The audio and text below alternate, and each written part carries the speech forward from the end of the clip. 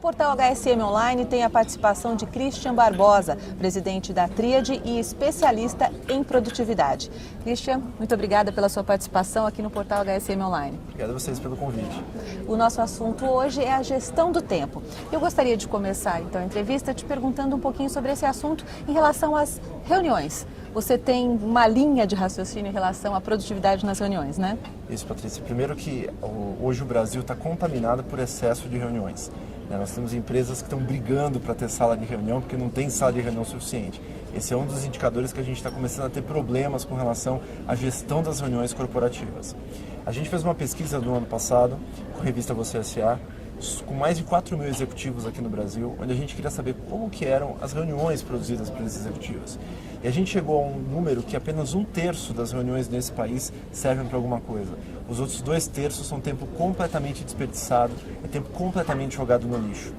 Isso chega num patamar aí de que a cada 100 funcionários que estão numa empresa fazendo reuniões eventuais ao longo da semana, a gente gera um desperdício de aproximadamente R$500 milhão por ano com reuniões completamente inúteis.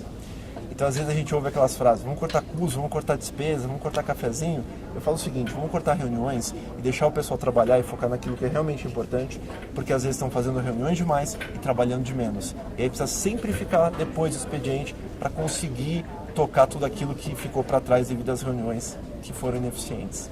Cristian, você tem algumas regras para que as reuniões sejam eficazes. Então, você tem 3 leis básicas para as reuniões produtivas e eficazes e 7 estratégias. Você poderia explicar?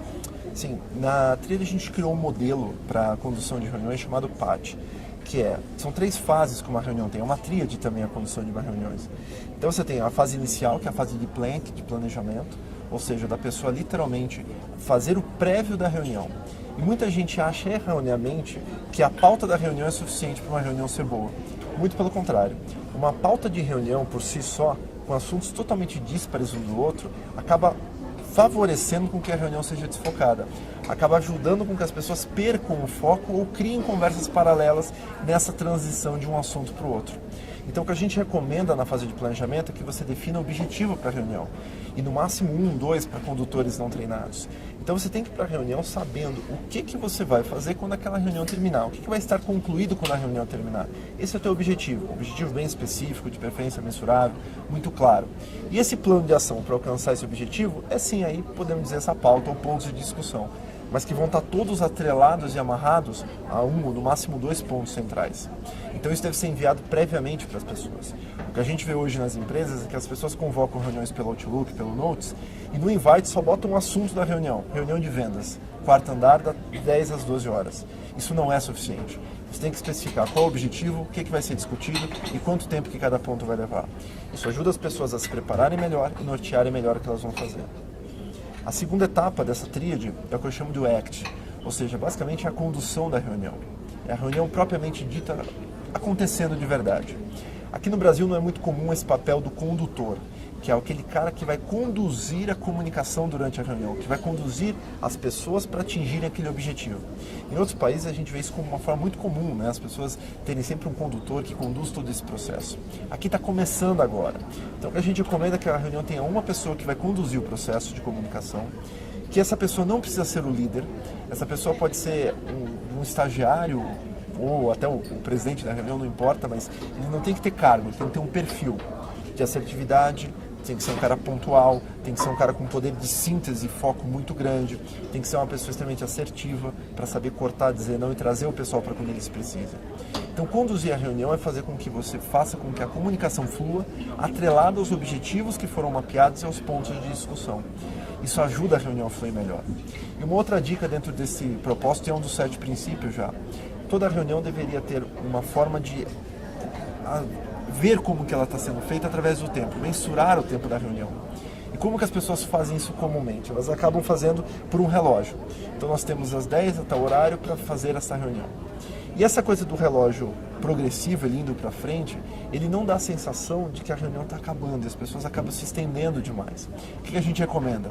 Coloque nas salas de reuniões da sua empresa um relógio regressivo.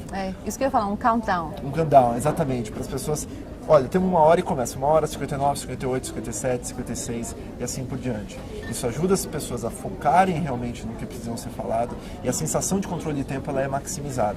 Quem quiser depois a gente pode disponibilizar até no portal para download uma versão desse countdown para colocar no computador.